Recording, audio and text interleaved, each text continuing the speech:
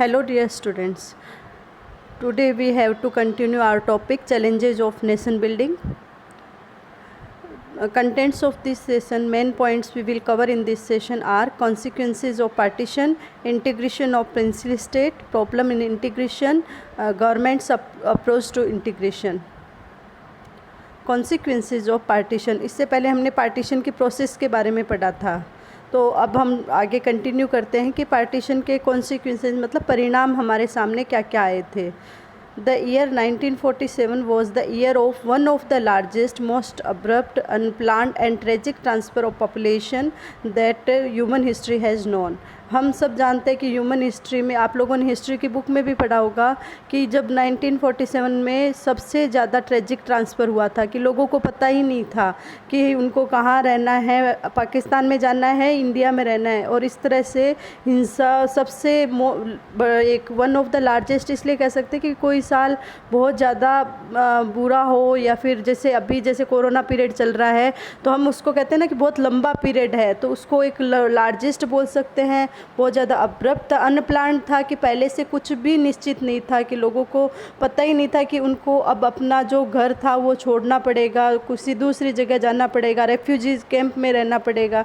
तो ये जो ईयर था वो बहुत ज़्यादा अब्रप्ट था और ये ह्यूमन हिस्ट्री, मानव इतिहास में ऐसा माना जाता है कि सबसे ज़्यादा इसमें ट्रेजिक ट्रांसफर्स हुए थे। In the name of religion, people of one community ruthlessly killed and maimed people of the other community. अब क्या हुआ था, लोग धर्म के नाम पर लड़ने लगे थे। हमने पढ़ा था कि रिलीजियस मेजॉरिटी के हिसाब से डिवीज़न हुआ था, लेकिन हुआ क्या, लोग धर्म के नाम पर ही लड़ने लग गए थे, एक दूसरे को मार रहे थे, हिंसा फैला रहे थे। इस तरह से सांप्रदायिक हिंसा बहुत ज़्यादा बढ़ गई थी। Cities like Lahore, Amritsar and Kolkata become divided into communal zones. और ये जो बड़ी जो सिटीज़ थी लाहौर, अमृतसर, कोलकाता, ये सांप्रदायिक जोन में बट गई थी। यहाँ पर बहुत ज़्यादा हिंसा फैल गई थी। Minorities on both sides of the border fled their home and often secure temporary shelter in refugee camps. हुआ क्या था कि दोनों ही साइड में जो माइनॉरिटी ग्रुप्स थे उनके साथ बहुत बुरा व्यवहार हुआ था, बर्ताव हुआ था कि उन्हें अपना घर, जो उनका घर था वो छोड़कर जो टेम्परेरी शेल्टर बनाए गए थे, रेफ्यूजी कैंप बनाए गए थे, उनमें अपनी ज़िंदगी को काटना पड़ रहा था। Women were often abducted, attacked, killed और raped, they were forcefully converted to other religion. अब महिलाओं के साथ में बहुत ज़्यादतियाँ हुई थी उस टाइम, उनको मारा गया, उनके साथ हिंसा की गई, उनके साथ रेप किए गए और उनको फोर्सफुली दूसरे धर्म को बदलने के लिए मजबूर किया गया। इस तरह से महिलाओं के साथ में व्यवहार हुआ था। In many cases women were killed by their own family members to preserve the family honour. अब जैसे लोगों ने यह जाना कि महिलाओं के साथ बुरा व्यवहार हो रहा है तो उन्होंने अपने फैमिली ऑनर को बचाने के लिए, कुल का जो सम्मान है या फिर वंश का जो मर्यादा है उसको बचाने के लिए लोग अपनी घर में जो महिलाएं थीं उनको खुद ही मारने लग गए थे। Many children were separated from their parents. बहुत सारे बच्चे ऐसे थे जो अपने पेरेंट्स से अलग हो गए थे, जैसे आपने मूवी जो भाग मिल्खा सिंह थी उसमें भी यही दिखाया गया था। Those who did manage to cross the border found they had no home. For lakhs of these refugees, the country's freedom meant life in refugee camps for months and sometime for years. अब हमने देखते हैं कि बहुत सारे लोग जो border change करने में या फिर वो क्रॉस नहीं कर पाए थे बॉर्डर्स को, तो उनके साथ उनको बहुत सारे लाख लोग ऐसे थे जिनको अपने कंट्री की फ्रीडम, एक तरफ तो भारत और पाकिस्तान आज़ाद हुए थे लेकिन उनके लिए फ्रीडम का मीनिंग क्या था कि उनको अपनी ज़िंदगी रेफ्यूजी कैंप में गुजारनी है। वो कुछ महीने भी हो सकती है और बहुत सारे साल भी हो सकती है। While recounting the trauma of partition they have often use the phrase that the survivor themselves use to describe partition as a division of hearts. अब हम देखते हैं कि जो ये पार्टीशन था इसको पोइट्स, राइटर्स वगैरह ने बहुत सारे उसमें डिस्क्राइब किया, फ्रेजेज में डिस्क्राइब किया है और बहुत सारे लोग इसको खाली पार्टीशन वर्ड में नहीं बताते हैं, पार्टीशन को बताया डिवीजन ऑफ हर्ट्स की, दिलों के भी टुकड़े हो गए थे उस टाइम कि जो लोग आप पहले एकदम पास में रह रहे थे, एक फैमिली बिहेव कर रहे थे, अब वही क्या हो गए थे, अलग अलग हो गए। इसलिए इसको नाम क्या दिया गया, division of hearts. Political and administrative machinery felt on both side. अब हम देखते हैं कि जैसा पॉलिटिकल लीडर्स ने सोचा था कि भाई हम पूरा मामला संभाल लेंगे, एडमिनिस्ट्रेटिव संभाल लेंगे, लेकिन दोनों ही तंत्र फेल हो गए थे। It was a violent separation of communities who had hitherto lived together as neighbors। अब ये ऐसा हिंसक सेपरेशन था कि जो लोग पहले फैमिली की तरह या पड़ोसियों की तरह साथ साथ रहते थे, उनको उन कम्युनिटी को बाद में अलग होना पड़ा था। Even after large scale migration of Muslim to the newly created Pakistan, the Muslim population in India accounted for 12% of the total population in 1951। लेकिन हुआ क्या था, बहुत सारे मुस्लिम्स पाकिस्तान में, जो नया पाकिस्तान बना था, वहाँ चले गए थे, लेकिन फिर भी इंडिया में 1951 के जो पॉपुलेशन के हिसाब से 12% मुस्लिम अभी भी इंडिया में रह गए थे, क्योंकि वो जो पार्ट अलग हुए थे इंडिया से पाकिस्तान के रूप में, वहाँ नहीं रहकर इंडिया के कई दूसरे पार्ट्स में रहते थे, वो जो मुस्लिम थे वो इंडिया में ही रह गए थे। वो टोटल पॉपुलेशन 1951 के 12% में थे। So how would the government of India treat its Muslim citizen and other religious minorities like Sikhs, Christian, Jain, Buddhist, Parsis and Jews? अब इंडियन गवर्नमेंट के सामने समस्या ये आई थी कि वो मुस्लिम सिटीजन के साथ में किस तरह का जो व्यवहार करे, और उनके साथ में जो दूसरे रिलीजियस माइनॉरिटीज़ ग्रुप्स थे उनके साथ किस तरह का व्यवहार करे, जैसे सिख, क्रिश्चियन, जैन, बुद्धिस्ट, क्योंकि इंडिया ने शुरू से ही सेकुलरिज्म को अपनाया था। और यदि वो और जो पार्टीशन हुआ था वो किस पे हुआ था, रिलीजियस मेजॉरिटी के हिसाब से हुआ था, तो एक दूसरे धर्म के लोग एक दूसरे के विरोधी बन गए थे। अब गवर्नमेंट को समझ नहीं आ रहा था कि वो जो मुस्लिम्स हैं, 12% मुस्लिम्स हैं, उनके साथ में किस तरह का व्यवहार करे। The partition had already created severe conflict between the two communities. और क्योंकि दोनों ही जो पार्टीशन ने क्या किया, जो दो कम्युनिटीज़ थी हिंदू और मुस्लिम, उनके साथ बीच में बहुत बड़ा विवाद पैदा कर दिया था। There was a huge loss of lives and property, इसमें उनका बहुत सारे लाइव्स और प्रॉपर्टीज़ का नुकसान हुआ था।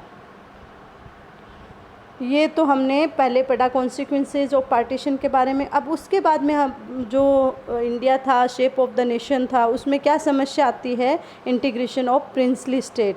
प्रिंसली स्टेट का किस तरह से इंटीग्रेशन किया गया। इंटीग्रेशन ऑफ प्रिंसली स्टेट कि जो प्रिंसली स्टेट थे उनका इंटीग्रेशन कैसे हुआ। सबसे पहले हम जानते हैं कि प्रिंसली स्टेट्स कैसे थे, कौन कौन से प्रिंसली स्टेट्स थे। तो then British India was divided into 2 types of provinces. जो ब्रिटिश इंडिया था वो 2 तरह के प्रोविंसेस में बटा हुआ था। First the British Indian provinces, first जो था वो ब्रिटिश इंडियन प्रोविंसेस कहलाता था, were directly under the control of the British government, और वो जो ब्रिटिश गवर्नमेंट थी उसे डायरेक्ट कंट्रोल होता था। दूसरा था on the other hand several large and small state ruled by princes. कुछ ऐसे बड़े और छोटे राज्य थे जो राजाओं के द्वारा रूल्ड होते थे। वो ऐसे इनडायरेक्टली तो ब्रिटिशर्स के द्वारा ही होते थे, लेकिन वो राजाओं के पास में थे। कॉल्ड द प्रिंसली स्टेट, उनको कहा गया था प्रिंसली स्टेट। जैसे आपको इस मैप में दिखाया गया है, जो येलो कलर का पार्ट है वो ब्रिटिश इंडिया प्रोविंसेस थे, और जो ब्लू है वो प्रिंसली स्टेट्स है। तो प्रिंसली स्टेट्स में जो लाइक मैसूर और हैदराबाद, जम्मू कश्मीर, ये सारे राजपूताना, ग्वालियर, ये सारे गुजरात, ये पार्ट जो हैं ये प्रिंसली स्टेट्स का पार्ट्स था। तो 2 पार्ट में बांटा गया, ब्रिटिश इंडियन प्रोविंसेस, दूसरा princely states.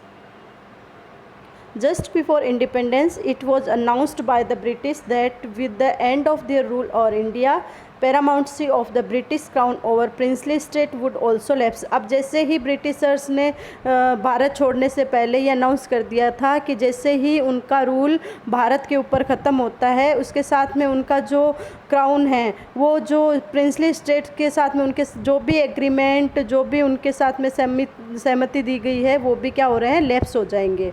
The British government took the view that all these state were free to join इधर इंडिया और पाकिस्तान और remain independent if they so wished. अब उन्होंने क्या कहा, जो ब्रिटिशर्स थे उनकी जो करो और मरो जो नीति थी, तो उन्होंने कहा था कि भाई हम तोड़ के ही जाएंगे जो भी हैं। तो उन्होंने कहा या तो आप फ्री इंडिया को ज्वाइन कर सकते हो, या आप पाकिस्तान की तरफ जा सकते हो, या फिर जो खुद की जो ऑटोनॉमी बॉडी है, इंडिपेंडेंट बॉडी है, वो भी बना सकते हो।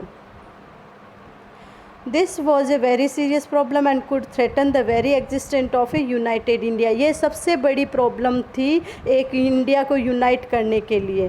First of all the ruler of Travancore, Hyderabad, Kashmir and Manipur initially refuse to join Indian union.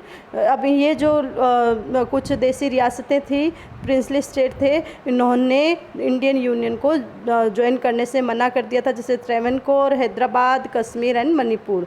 This was a strange situation since the Indian independence was aimed at unity. क्योंकि लोगों के मन में जब इंडिया इंडिपेंडेंट हो रहा था तो सबसे पहले यही आया था कि हम एक यूनाइटेड नेशन बनाएंगे, ठीक है ना। तो वो उसके लिए बहुत एक स्ट्रेंज सिचुएशन थी कि ये लोग इंडियन यूनियन को ज्वाइन नहीं करना चाहते थे। The Antrim government took a firm stance against the possible division of India into small principalities of different sizes। अब जो अंतरिम गवर्नमेंट थी उसने एक बहुत कठोर निर्णय लिया था इस बारे में कि भाई जो जो अलग होना चाहते हैं छोटे बड़े साइज में वो अलग हो सकते हैं।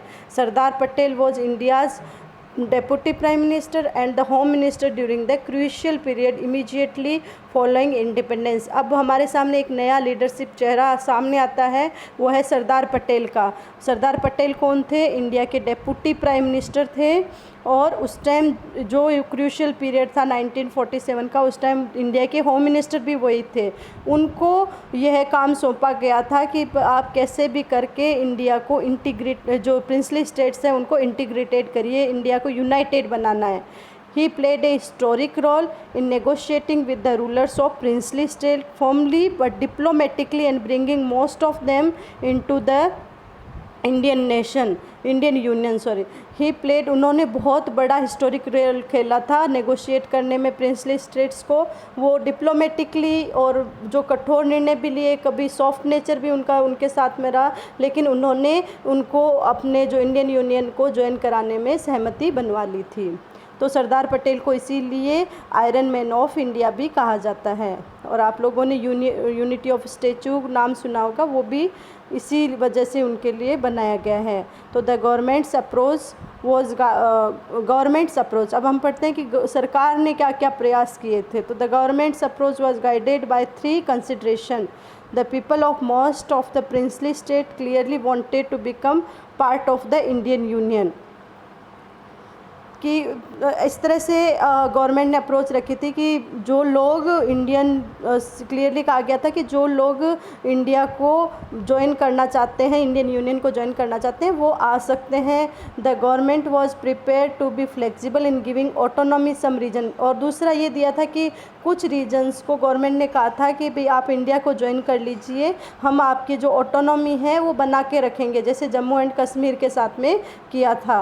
The integration and consolidation of the territorial boundaries of the nation had assumed supreme importance. Supreme importance किसको रखा गया था कि भाई हम देश के जो इंटीग्रेशन है उसको, जो दूसरे स्टेट्स हैं उनको इंटीग्रेशन करेंगे, और जो क्षेत्रीय विस्तार है देश का उसको एक यूनिटी देंगे। ये सुप्रीम इम्पोर्टेंस पे रखा गया था।